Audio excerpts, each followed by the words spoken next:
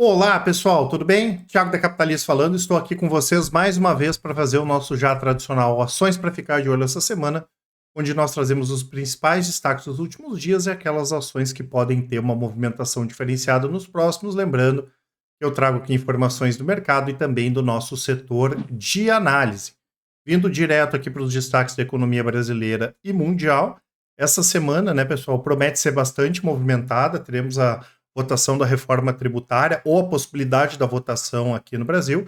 E, além disso, teremos a divulgação do IPCA e dados de inflação nos Estados Unidos. A expectativa é que esses dados mostrem, né, a continuidade do arrefecimento da inflação por aqui, que mesmo que elevada, né, não deve incomodar da mesma forma nos Estados Unidos. Tá? Então, principalmente lá na economia americana, a gente já aguarda corte de juros ainda esse ano. Indo aqui para os destaques do mercado, Ibovespa voltou a subir, terceira semana de alta 1,9%, diminuiu a queda para 6% em 2024, e DIV subiu, Small Cap 5%, o S&P em reais caiu, basicamente em função aqui da queda do dólar, né, 2,4%, ainda assim sobe 12% a moeda americana, 31% o S&P em reais, e FIX zerado no ano, Bitcoin caiu 6%, sobe 46% em 2024. Vindo aqui para os destaques gráficos, né, começando pelo Ibovespa, ainda em tendência de baixa no gráfico semanal, porém, grande possibilidade do Ibovespa, né, formar aqui uma trajetória de alta, né, já que ele vem formando topos ascendentes e fundos ascendentes. Então é bem possível que ele faça mais uma vez aquele movimento de N, caso nós tenhamos o rompimento aqui desse patamar ali dos 125, 126 mil pontos e depois dos 134 mil. Então, apesar da tendência ainda de baixa,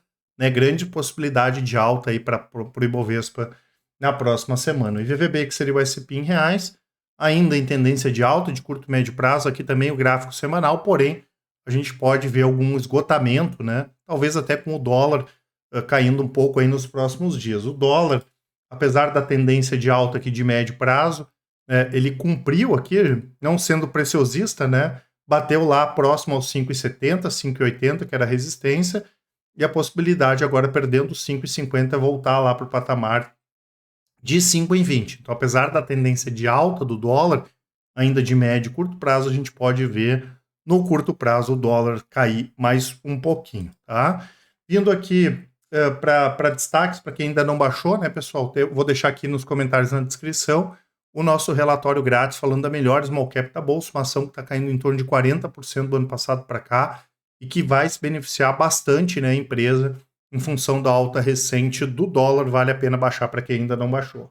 Destaques da última semana: M Dias Branco queda de 6%, Suzano quase 4%, JBS 3,3%, TOTUS 3%, Porto Seguro 2,5%. Nada muito relevante em relação a essas empresas, lembrando aqui que no caso de M Dias, nós tivemos alguns bancos de investimento rebaixando a empresa. No caso de Suzano, ela tinha sido um destaque de alta na semana retrasada, né, subindo em torno de 16%, então uma queda normal. Claro que essa questão do dólar também acaba ajudando um pouquinho na queda. JBS, né, a mesma coisa, e Porto Seguro, né, a gente tem visto aí alguns rebaixamentos, até porque é uma empresa que vai se prejudicar um pouco, mesmo, ainda que mesmo só no curto prazo, em função dessa questão das enchentes no sul. Destaques de alta: Ambipar, mais uma vez, o principal destaque, subiu 47% na semana. A gente entende, né, que para o longo prazo é muito cedo ainda para falar em retomada da empresa, porém, né, a ação vem caindo aí desde que a empresa praticamente fez o IPO, e ela teve a questão do guidance melhor, o anúncio de uma grande recompra de ações, e claro, tem esse fluxo de curto prazo bastante importante. A mesma coisa a Simpar, que já é uma empresa mais redondinha, mas que ela é atrapalhada um pouco por essa questão da alavancagem à medida que o dólar cede e que a gente entende que a inflação deve continuar mostrando arrefecimento. Tem uma possibilidade dos juros futuros voltarem a cair e quem sabe, né, daqui a algum tempo a própria taxa Selic volte a cair, o que seria interessante para a Simpar e várias outras empresas. Qualicorp 26% de alta, Aeres 19%, e Moura do B 18%, nada representativo também em relação a essas empresas. Essa questão do juro pode ajudar. E no caso aqui da Qualicorp, né, pessoal, muita gente tem nos perguntado, acho que faz um mês e pouco, eu fiz um vídeo onde eu comentei a respeito da Qualicorp também, É um segmento que tem muita concorrência. Além disso, o que a gente tem que cuidar aqui é que tem várias empresas da área de saúde que estão verticalizando e isso acaba gerando mais concorrência ainda para a Qualicorp. A empresa já faz uns 7, 8 anos aí que está com muita dificuldade para aumentar o volume, né, quando a gente olha em termos de faturamento, né? Então, vem diminuindo a quantidade de pessoas, né, que vem aderindo à empresa. Isso não é interessante, tá? A gente já viu acontecer alguns outros casos. Então, seria primeiro interessante a Qualicorp voltar a colocar mais clientes e depois, quem sabe, a gente falar em retomada da empresa. Óbvio que ela melhorou em termos de governança desde a saída do Júnior, porém, a gente tinha uma expectativa que, inclusive, a Redditor fosse fechar a capital da empresa, o que não aconteceu, né? Até a Redditor acabou escolhendo ou preferindo fechar o capital, fazer a compra da Sul América e fechar o capital da Sul América, tá? Vendo aqui para destaques de dividendos, o Banco Pine, a Datacom aqui é dia 8, então vai receber os dividendos de 6 centavos quem dormir, né, com as ações do dia 8 para o dia 9, um yield aqui de 1,7%.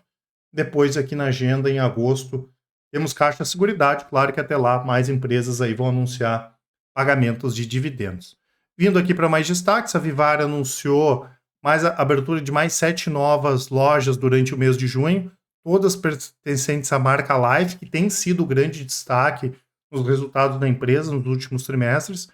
Com isso, já são 149 lojas da marca Life, do total de 426 que a Vivara tem pelo Brasil. E além disso, o Grupo Mateus anunciou mais uma abertura de loja no estado do Maranhão, que é onde o Grupo Mateus vem crescendo forte também, toda a região norte e nordeste. Com isso, já são 30 lojas de varejo alimentar na Grande São Luís e 54 no estado do Maranhão. E só esse ano eles já inauguraram 8 lojas. Esse segmento de varejo de supermercados não é um segmento que a gente acha aqui tão interessante assim, porém, né, a gente acompanha, entende que o Grupo Mateus é um destaque, a empresa ela tem essa proteção por atuar basicamente aqui nessa região norte e nordeste, onde ela tem um grande potencial de crescimento, e além disso, as questões mais importantes, como por exemplo, aquela questão dos subsídios dos estados e tudo mais, isso eles já conseguiram né, fazer a renovação disso, então no curto prazo a gente não espera notícias negativas, pelo contrário, essa proteção aqui acaba sendo bastante importante para o Grupo Mateus. Já a BB Seguridade anunciou mais uma prévia operacional muito forte. Nós tivemos aqui o seguro de vida referente ao mês de abril desse ano, subindo quase 12% em relação a abril de 2023. Prestamista, 41% de alta em relação ao mesmo período de 2023, de abril. Rural aqui cresceu 40 e quase 45%, tá? Os prêmios emitidos em previdência quase 32%. Então, operacionalmente, dados muito fortes de BB Seguridade, e o próprio Banco do Brasil anunciou financiamento recorde de 260 bilhões de reais para a safra 2024-2025, um aumento de 13% em relação à safra anterior. Claro que aqui, né, pessoal, quando a gente olha principalmente para o segmento rural, onde BB Seguridade e Banco do Brasil são líderes, a gente tem que entender que 2024 não foi um ano tão bom, assim, não vem sendo, e possivelmente 2025 não vai ser também, mas até agora, né, os resultados não têm sido muito afetados, apesar desse período não tão positivo, então a gente coloca aí como uma forma positiva que as empresas vêm enfrentando esse momento um pouco mais complexo. Tivemos aqui CSN Mineração e Vibra, né, anunciando aí recompra de ações, lembrando que é interessante a recompra de ações à medida que nós diminuímos a quantidade de ações no mercado, então quando ocorre um pagamento de dividendos ele acaba sendo maior. A CSN Mineração anunciou essa recompra de 9% das ações, bem significativa. A mesma coisa a Vibra, né? 5%, lembrando que as duas empresas aqui são boas pagadoras de dividendo, então notícia positiva para ambas. Já a SLC Agrícola anunciou, né, que os valores das terras aumentaram 7% na última avaliação, saindo de 10,9 bi para 11,5 bi.